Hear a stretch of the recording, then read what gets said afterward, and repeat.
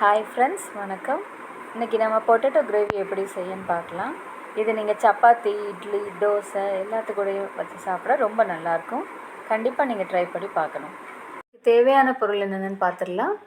மஞ்சப்பொடி 1/2 spoon, garam masala 1 spoon, மல்லிப்பொடி 1 spoon, வத்தல் மிளகு பொடி 1 ஸ்பூன், அப்புறம் 2 பெரிய வெங்காயம், 1 தக்காளி, 1 ஸ்பூன் இஞ்சி பூண்டு பேஸ்ட்டு, 1 பச்சை மிளகு, அப்புறம் கொஞ்சம் தாளிக்க கருவேப்பிலை.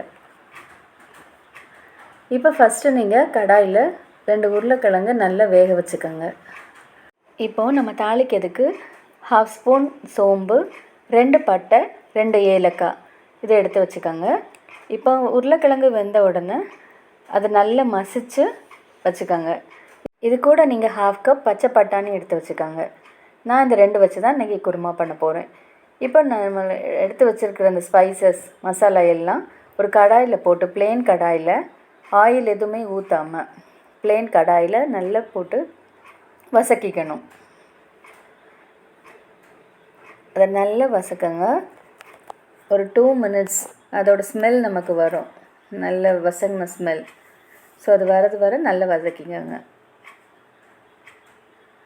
அடுப்பு எப்போவுமே சிம்மில் வச்சுக்கோங்க. அந்த எல்லா மசாலோட ஸ்மெல் வந்த உடனே அதை எடுத்து ஒரு பிளேட்டில் மாற்றிக்கோங்க.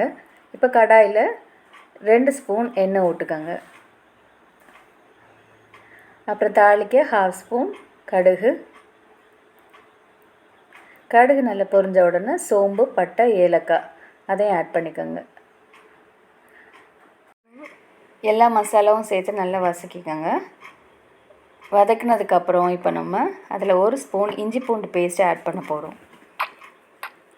இஞ்சி பூண்டு பேஸ்ட்டு ஆட் பண்ணிவிட்டு அதையும் நல்லா அந்த ரா ஸ்மெல் போகிறது வரை நல்லா வதக்கிக்கோங்க.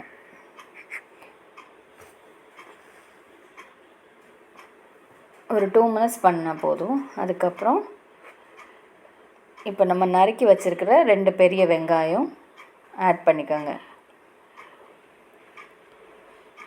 வெங்காயம் ஆட் பண்ணதுக்கப்புறம் அது கூடவே ஒரு 1/2 ஸ்பூன் சால்ட் ஆட் பண்ணுங்கள். அப்போ சால்ட் ஆட் பண்ணனால என்னாகும், வெங்காயம் சீக்கிரமாக வதங்கும்.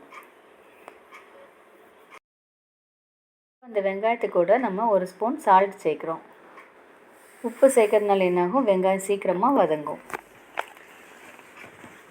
இப்போ நல்லா வெங்காயம் வதங்கினதுக்கப்புறம் என்ன பண்ணணும், தக்காளி எடுத்து வச்சுருக்கிறோம்ல, ஒரு தக்காளி அதை ஆட் பண்ணிக்கோங்க. கொஞ்சம் கருவேப்பிலை, அப்புறம் அந்த பச்சை மிளகாய் 3 ஆட் பண்ணி நல்லா வதக்குங்க. தக்காளி ரொம்ப வதங்கணும்னு இல்லை, கொஞ்சம் ஓரளவுக்கு ஒரு 2 மினிட்ஸ் எல்லாத்தையும் போட்டு வதக்கினா போதும். அதுக்கப்புறம் உருளைக்கிழங்கு, பச்சை பட்டாணி இருக்குல்ல நம்ம எடுத்து வச்சது, அதை எல்லாத்தையும் ஆட் பண்ணிக்கோங்க. இது வெஜிடபிள் குருமா மாதிரிங்க, அதனால் உங்கள்கிட்ட காலிஃப்ளவர், பீன்ஸ், கேரட் எது இருந்தாலும் அதையும் நீங்கள் இதில் சின்ன சின்னதாக நறுக்கி ஆட் பண்ணிக்கலாம். அப்புறமா நம்ம வறுத்து வச்சுருந்தோம்ல அந்த பொடி, அது எல்லாத்தையும் ஆட் பண்ணிக்கோங்க. மிளகு பொடி, தனியா பொடி, கரம் மசாலா, மஞ்சள் பொடி வதக்கி வச்சுருந்தோம்ல அது எல்லாத்தையும் ஆட் பண்ணிக்கலாம். எல்லாத்தையும் போட்டுட்டு ஒரு கிண்டினதுக்கப்புறம் 1 கப்பு தண்ணி அதில் ஆட் பண்ணிக்கோங்க. அந்த மசாலா எல்லாம் உங்குறது மாதிரி 1 கப் தண்ணி.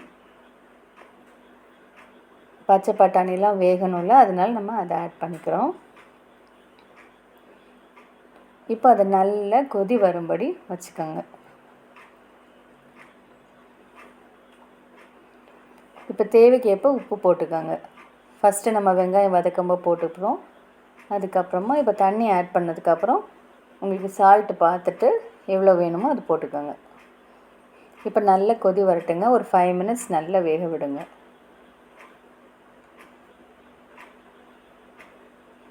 இப்போது நல்ல கொதி வந்ததுக்கப்புறமா, அதாவது கிரேவி கொஞ்சம் திக்கானதுக்கப்புறமா நீங்கள் ஒரு 1/2 ஸ்பூனுக்கும் கம்மியாக, அதாவது ஒரு பிஞ்ச் அளவுக்கு சுகர் ஆட் பண்ணிக்கோங்க. இது கிரேவியோட டேஸ்ட்டை ரொம்ப தூக்கலாக காணிக்குங்க. ஜஸ்ட் அதை ஆட் பண்ணி பாருங்கள் ஒன்ஸ், அது ரொம்ப நல்லா ஒரு டேஸ்ட் கொடுக்கும். அதுக்கப்புறமா ஃபைனலி கோரியண்டர், மல்லித்தழை ஆட் பண்ணிக்கோங்க. அவ்வளோதாங்க, டேஸ்டியான பொட்டேட்டோ கிரேவி ரெடி. என் வீடியோ உங்களுக்கு பிடிச்சிருந்ததுன்னா கண்டிப்பாக சப்ஸ்கிரைப் பண்ணி ஷேர் பண்ணுங்கள். நன்றி.